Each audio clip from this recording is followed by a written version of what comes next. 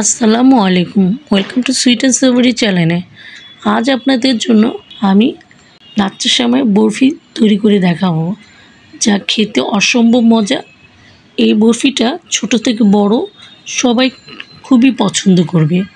এই বরফি রেসিপিটা আপনারা যে কোনো ঈদে বা কোনো অকেশনে তৈরি করে সবাইকে খাওয়াতে পারেন, খেয়ে খুবই পছন্দ করবে।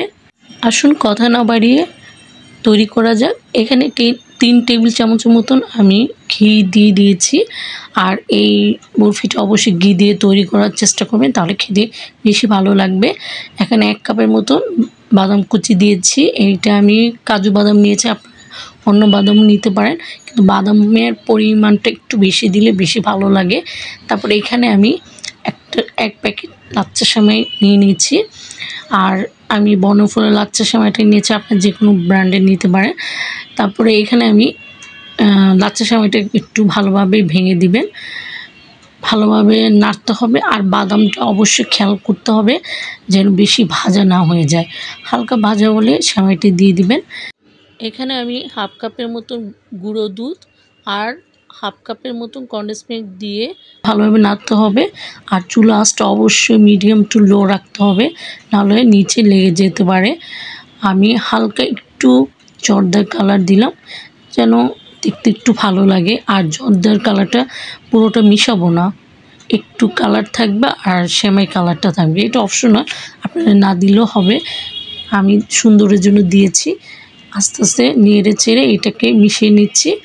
আর ভালোভাবে খেয়াল রাখতে হবে নিচে পোড়া না লেগে যায়, পোড়া লেগে গেলে তো খেতে ভালো লাগে না।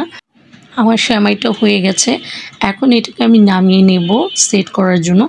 এখানে আমি কাপ কেকের মোল্ড নিয়ে নিয়েছি, এখানে ঘি মাখিয়ে নিয়েছি, তার মধ্যে আমি কিচমিচ দিয়ে দিচ্ছি কয়েকটা। এখানে আপনারা বাদামও দিতে পারেন। তারপর আমি সেমাইগুলো সেট হওয়ার জন্য এভাবে চামচ দিয়ে চেপে চেপে দিচ্ছি। আপনি যে কোনো ছোটো বাটি দিয়েও করতে পারেন। এই যে এই কাজটা আমি কেক মোল্ড দিয়ে করে নিচ্ছি। এটা তার থেকে ভালো হাত দিয়ে করলে বেশি ভালো হয়, চামচের থেকে আমি হাত দিয়ে করে নিয়েছি। এটা সেট হয়ে গেছে, আমি একটা তুলে দেখাচ্ছি আপনাদের কেমন হয়েছে। দেখুন কতটা সুন্দর হয়েছে। আর খেতে তো মাশাআল্লাহ অনেক মজা হয়েছিল। আমার বাসার সবাই খুব খেয়ে পছন্দ করেছিল। আপনারা বাসা অবশ্যই বানিয়ে খাবেন। আর আমার ভিডিও যদি ভালো লাগে অবশ্যই সাবস্ক্রাইব করবেন, লাইক শেয়ার কমেন্টস করবেন। ভিডিওর ডিসক্রিপশন বক্সে আমার ফেসবুক লিঙ্কটা দেওয়া থাকবে, অবশ্যই ফলো দিয়ে রাখবেন এবং লাইক শেয়ার কমেন্টস করবেন।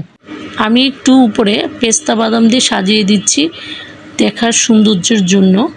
বাসা অবশ্যই বানিয়ে খেয়ে আমাকে কমেন্টস করে জানাবেন কেমন হয়েছে। আজ এ পর্যন্ত, সবাই ভালো থাকেন, সুস্থ থাকেন, আল্লাহ হাফেজ।